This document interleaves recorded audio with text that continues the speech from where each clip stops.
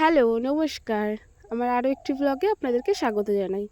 আজকে একদম পুরো আমাদের গাছ থেকে পাকা পেঁপে পারবো।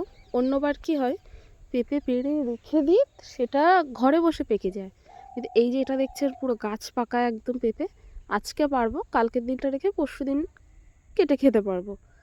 কি সুন্দর হয়েছে দেখুন। এটা তো কেটে খাওয়ার সময় তো আপনাদেরকে দেখাবোই। ভিতরটা এত সুন্দর কালার হবে না, আর এত টেস্টি, মানে এত মিষ্টি। এটাতে কিন্তু কোনো সার বা কোনো স্প্রে, মানে ওষুধ স্প্রে করা হয় না। যেটুকু নিজের মাটির যেটুকু সার সেটুকুতেই হয়। তারপর আমি ওখান থেকে এসে দেখলাম যে ঠাকুমা মাছ কাটছে। এই যে কি বড় বড় তেলাপিয়া, এগুলো তেলাপিয়া না জানেন, এগুলো হচ্ছে মনোপিয়া। আমাদের এখানে তো মনোপিয়াই বলে, কিন্তু আমার না ওই বাড়ির তেলাপিয়াটাই খেতে বেশি ভালো লাগে। যে যে তেলাপিয়া মানে ভাজা বা তরকারি, তার একটা অন্যরকম টেস্ট। এগুলো তো এমনি কেনা মাছ মানে কারোর না কারোর পুকুরেরই মাছ ছিল ওগুলো, কিন্তু তাও অতটা ভালো লাগে না। ওই মাছ দিয়ে তো একটা তরকারি হবেই, আর তার সঙ্গে তো আরও কিছু করতে হবে। এই জন্য বাড়িতে সেরকম কিছু বাজার নেই। আমাদের এখানে বুধবার আর রবিবার করেই বাজার বসে।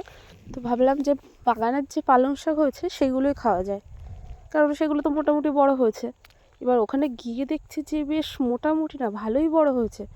আগে তো খেয়াল করিনি, কারণ এই দুদিন বৃষ্টি হয়েছে, বৃষ্টির জল পেয়ে যে এত তাড়াতাড়ি বড় হয়ে যাবে আমরা না বুঝতে পারিনি। তারপর তো এসে দেখছি যে একদম পুরো ঘন ঘন হয়ে গেছে। এবার বেশি ঘন হয়ে গেলে না এগুলো ভালো হয় না, ওই জন্য একটু তুলে তুলে একটু হালকা করে দিলে এগুলো মোটামুটি ভালোভাবে একটু হতে পারে। তো এই যে দেখুন, আমার ঠাকুমা তো তুলছেই।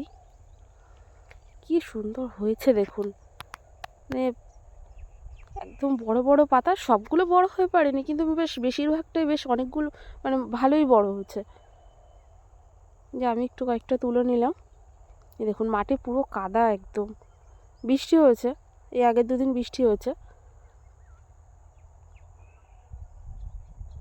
এই যে আজকের দিনের মতো হলেই হলো, বাজার তো আবার রবিবার। কতগুলো তুলে ফেললাম দেখুন। এগুলো দিয়ে চিংড়ি মাছ দিয়ে হবে। দিয়ে তারপরে আবার আমার মামি চলে এসেছিলো একটু পিঠে নিয়ে। মানে রোজই একটু না একটু করে পিঠে করে খাওয়াই হচ্ছে, কারণ একবারে তো অনেকগুলো করলে খাওয়া হতো না, তাই না? ওই জন্য আমি তারপরে দুপুরবেলার আর কোনো ক্লিপ নিতে পারিনি, গেছিলাম এক জায়গায়। তো এই যে রাত্রেবেলায় খেয়ে নিচ্ছি। আলু ভাজা ছিল, আর চিংড়ি মাছ দিয়ে সেই পালং শাক দিয়ে আলু দিয়ে তরকারি ছিল, আর তেলাপিয়া মাছের তরকারি ছিল। আমি না দুপুরবেলা বাড়িতে ভাতও খেতে পারিনি জানেন, একটু ব্যস্ত ছিলাম, গেছিলাম হঠাৎ করে এক জায়গায়, এই জন্য। এই যে মাছের তরকারি। আমার জানেন মাছের থেকে মাছের ডিমটা এত পছন্দ, মানে আমার মাছের ডিমটা খুব একটা প্রিয় জিনিসের মধ্যে একটা। তো আজকের ব্লগটা এখানেই শেষ করলাম, কালকে দেখা হচ্ছে। গুড নাইট, সবাই ভালো থাকবেন।